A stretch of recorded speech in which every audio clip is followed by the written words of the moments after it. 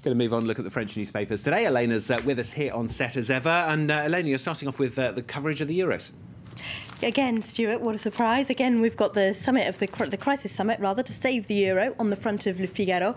On the editorial there, they're looking at what this might mean for French politics and how Nicolas Sarkozy and François Hollande are going to convince their voters to go for this consolidating of French and German budgetary and fiscal policy. Of course, Le Figaro is quite in favour of Sarkozy's idea, as they always are. They say that François Hollande might have set out his policy stall on the euro. He wants a more involved role for the BCE. He wants euro bonds. But Nicolas Sarkozy is already pushing for those things, they say. He's doing his best to hold up France's side against the Germans. And François Hollande, the socialist, who says that too much sovereignty is being handed over to Europe with Nicolas Sarkozy's new ideas, is behind the times. They say he's got an old-fashioned nationalistic French idea about sovereignty, and he's got to realise you can't make the Germans spend money to bail out penniless countries without giving them something in return. You mentioned François Hollande there. He's in Berlin today.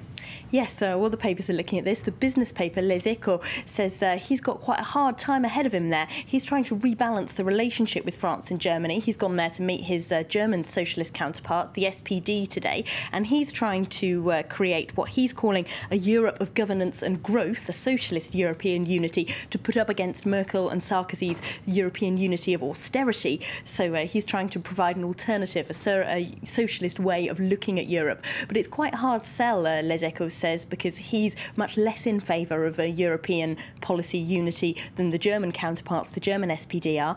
Inside Libération, they're also looking at this. They've been talking to people in Hollande's party, his socialist spokespeople, and they say he's going to use the trip to make a clear case for a European left-wing unity. But they do admit it's a difficult line to walk for him. He's well known to have foreign policy as a kind of weak point, and this is one of his first foreign trips abroad as a politician, and it's a difficult balancing act.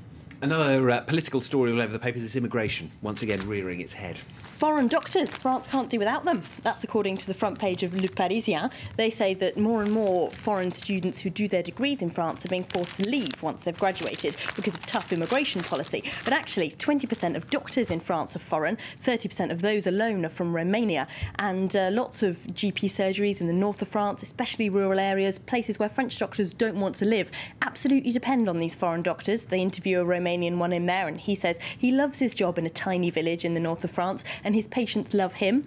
Les Echos is also looking at this today. They talk to the CEOs of some of France's biggest companies, including L'Oréal, who say they just can't get the staff they want from France. They need people who speak Portuguese, Chinese, Arabic to help them move into emerging markets, and they're not going to find those staff among French graduates.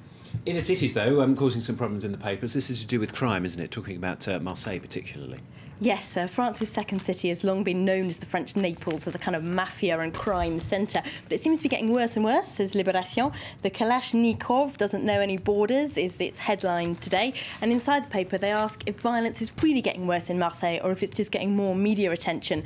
There have been 5 serious incidents involving AK-47s in the city just in the last week, 2 deaths, 3 serious injuries. But the paper says it might not necessarily be any worse than it always was. It's just that the weapons are more easily available. Apparently, you can buy a Balkan AK-47 on the street in Marseille for €750. If you want one, you know where to go. Climate change conference. We were talking about it quite a lot last week, but it's in the papers today. This was in Durban, wasn't it?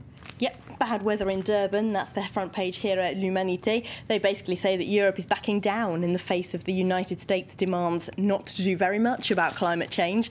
They reckon that nothing is going to be achieved there, that most of the delegates at that conference, in fact, have made up their own minds that nothing's going to be able to happen, that everyone is looking at it pretty negatively. So that's pretty depressing for environmentalists. Slightly better news for environmentalists inside Libération, though. Autolib launches today officially. That's France's, you know, the Véli bike rent scheme. Yeah. This is the little electric car rent scheme when you'll be able to rent one, buzz around town, and they're hoping that will stop Parisians owning cars and they'll be more convenient for the city. So the big launch of that is today. Excellent. I might give it a go. I used the bikes, haven't used the cars yet, but maybe one day. All right, Elena, thanks very much. That's Elena there with the French newspapers here on France 24.